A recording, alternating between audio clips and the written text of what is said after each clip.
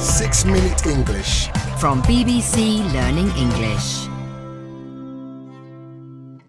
Hello, this is 6-Minute English. I'm Neil. And I'm Rob. What do you remember of your teenage years?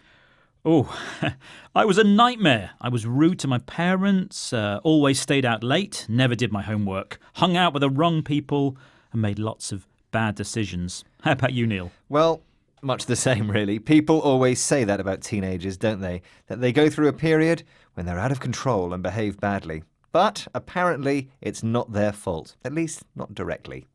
So whose fault is it? Our brains, apparently.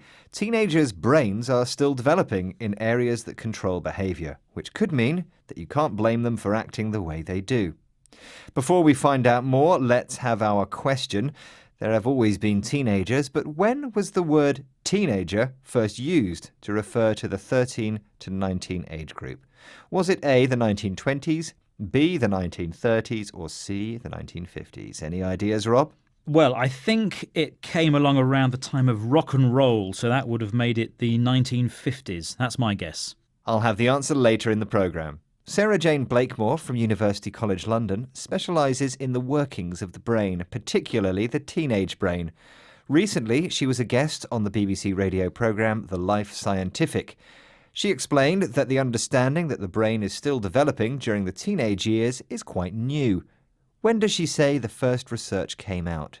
The first studies showing that the human brain undergoes this very substantial and significant development throughout adolescence and into the 20s. The first papers were published in the late 90s. Before that, and for example, when I was at university, the dogma in the textbooks was that the vast majority of brain development goes on in the first few years of life and nothing much changes after mid-childhood.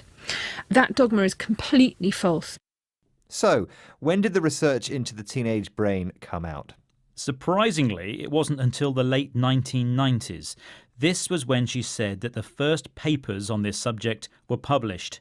Papers in this context means the results of scientific research which are published. And she didn't actually talk about teenagers, did she? No, that's right.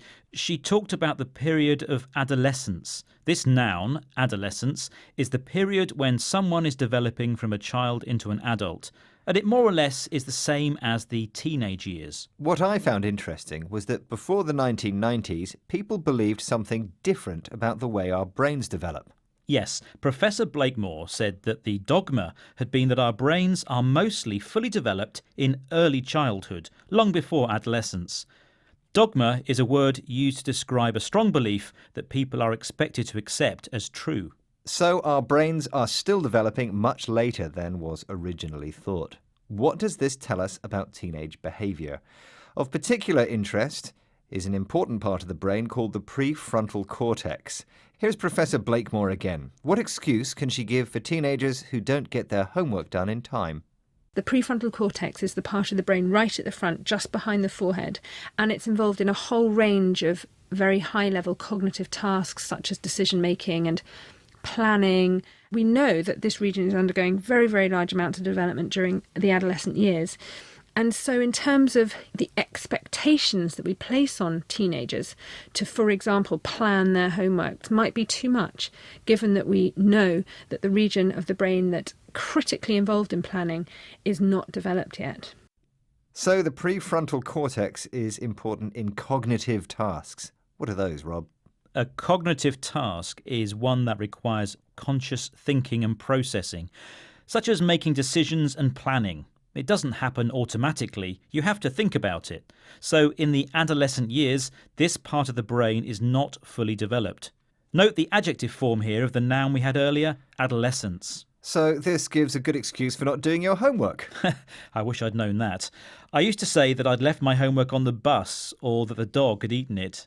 Now I could say, sorry sir, my brain isn't developed enough for the cognitive task of planning my homework. Yes, I'm sure that would work. Before we wrap up, time to get the answer to this week's question. I asked, when was the word teenager first used to refer to the 13 to 19 age group? Was it A, the 1920s, B, the 1930s, or C, the 1950s? Rob, you said? I guessed C, the 1950s. And the answer is actually B, The 1930s. Very well done if you knew that.